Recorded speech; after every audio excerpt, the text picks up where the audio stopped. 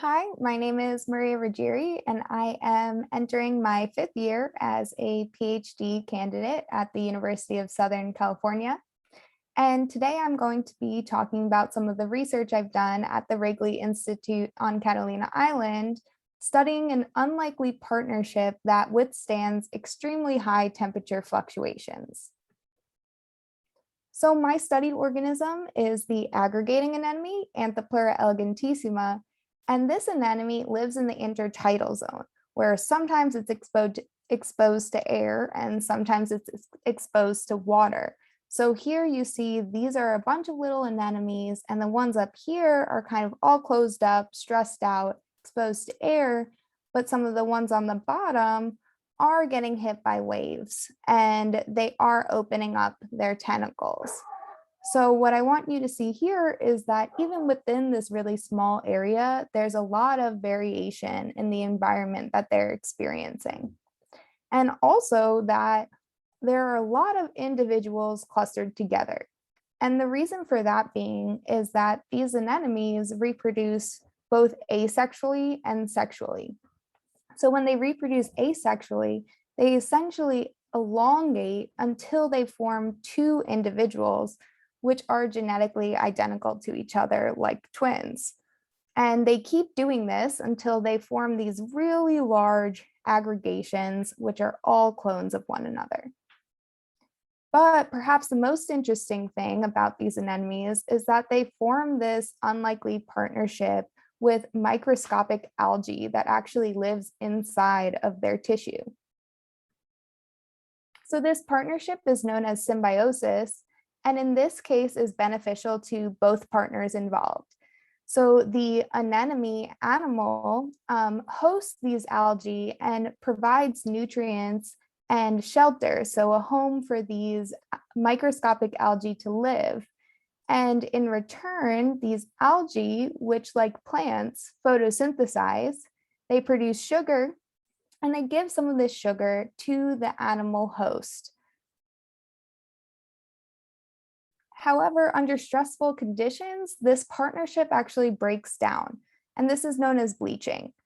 And it's very well characterized in corals, which live very close to their temperature limits. So here is a healthy coral, and you can see each of its little polyps are colonized by a bunch of these algae.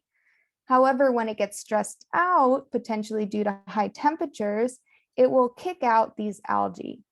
And because the algae actually give the coral and anemones their color, once they're all kicked out, the coral appears to be white or bleached.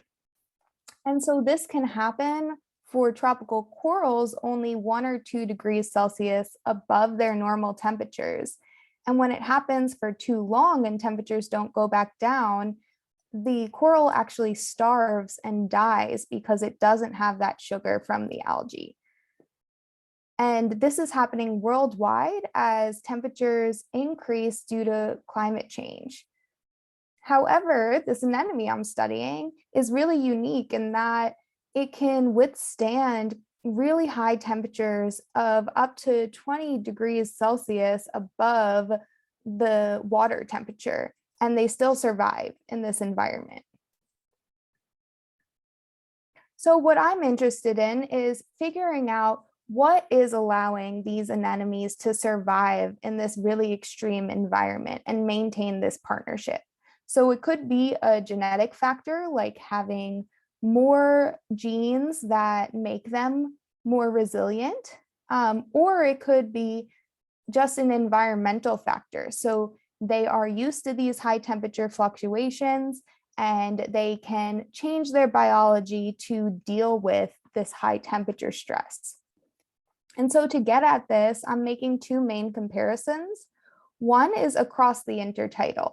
So here I have a little figure of intertidal zonation.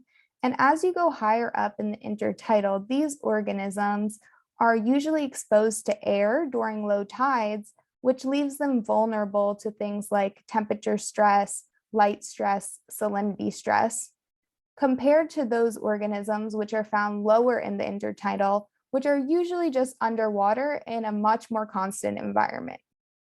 So I hypothesized that anemones higher up in this intertidal zone are probably more resistant to bleaching because they're living in a much more extreme environment.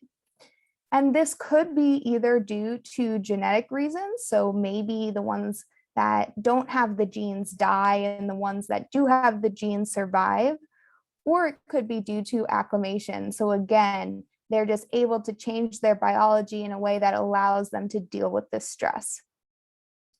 And the other comparison I'm making is within an aggregation. So as I mentioned earlier, all of these anemones in this aggregation are clones of one another. They're genetically identical. However, previous studies have found that anemones that are on the outside of these aggregations get much warmer during low tides compared to the ones on the inside, which are essentially just insulated from this thermal environment. So I'm looking at within an aggregation to see, regardless of genetics, they're all the same genes that they have. Are there any differences in their bleaching resistance just due to their past environment that they have experienced? So in November, I was lucky enough to go out to Shark Harbor on Catalina Island and sample from this beautiful intertidal environment. So you can't really see in this picture, but all of these rocks are colonized by huge aggregations of this anemone. And so what I did was sample from the inside and outside of these aggregations in the high and low intertidal. And so what I do is pretty much just take a little spatula like this and carefully scrape them off the rock without injuring them. I then brought them back to the lab at Wrigley and settled them in these little cups. So these cups are actually used for condiments, so things like to-go ketchup, but I use them in order to track individual anemones. So I use them to track these individuals and also to prevent them from fighting. So these anemones, if they are the same clone, so if they're clonal individuals, they'll cluster together, they can live together, they're not going to harm one another. But if you expose them to a different aggregation, then they will sting them to death. So I put them in these cups to separate them because that would be very bad for my experiment. And then I placed them in either a control condition, which is just the water temperature they'd experience normally, or heated condition. And as you can see here, this is just an example of what I saw. So I left them until I saw this bleaching response. And so right here is a healthy anemone in control conditions with all of its algae. And then once you expose them to this really high heat stress, they kick out the algae and now their tentacles are bleached and appear white. The other data that I have, which I can share with you today, is on algal performance. So this metric on the y-axis here is maximum quantum yield, but for these purposes, we will just assume that this is an algal performance metric. So as you go higher on this scale, the algae are happy, they're photosynthesizing well. As you go lower, the algae are sad and they're not performing as well. And so what you can see here is that algae sampled from anemones in the high and low intertidal in control conditions are pretty similar. They're doing pretty well. But once you expose them to a heat stress, the algae from low intertidal anemones in blue do much worse. So they're performing worse under heat stress compared to anemones that were compared to the algae sampled from anemones in the high intertidal, which is consistent with my original hypothesis and could either be due to acclimation in the algae or maybe there are genetic differences, but you will need to stay tuned to find out. And for the other comparison, we did not really see any difference for algal performance based on position in the aggregation. So regardless if you were sampled from the inside of a colony or the outside, your performance is pretty much the same under heat stress. And so that's not exactly what we were expecting, But it could just be due to all of these symbionts are the same, and there's not enough environmental difference to really induce an acclimation response. So just to wrap everything together, if we were to go out into the environment and sample a bunch of anemones, stress them out, we would likely see this range of heat tolerance, where there are going to be some anemones that are really resistant to bleaching, some that are very susceptible, and a bunch in between. And this could be due to several different factors. So one could be genetic effects. So they could have more heat tolerant genes or less heat tolerant genes. Could also be due to a plastic effect. So that's something like being preconditioned to a higher temperature or a lower temperature and changing your biology to deal with that. Or a symbiont effect. So the algae themselves could have more genes for thermal tolerance or less, and that will also affect the bleaching response.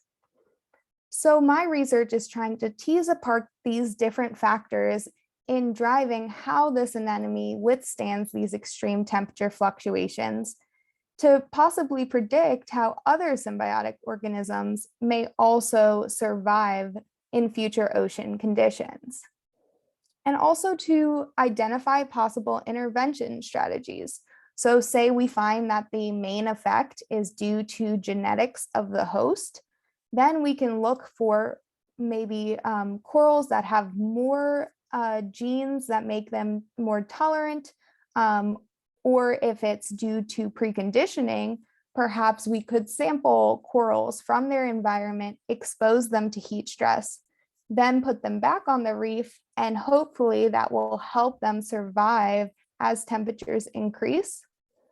Or even if it's the algae, if we know this is a very thermally tolerant algae, we could infect coral babies or anemone babies with this thermally tolerant algae to make them withstand higher temperatures.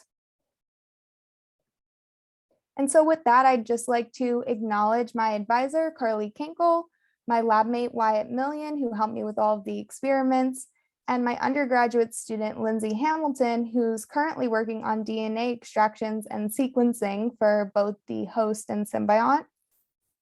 And I'd like to thank all of the Wrigley staff and the Victoria J. Bertics Fellowship for funding this work. If you have any questions, please feel free to reach out to me via email or follow me on Twitter if you're interested in finding out the rest of the results on this work. So thank you so much for listening.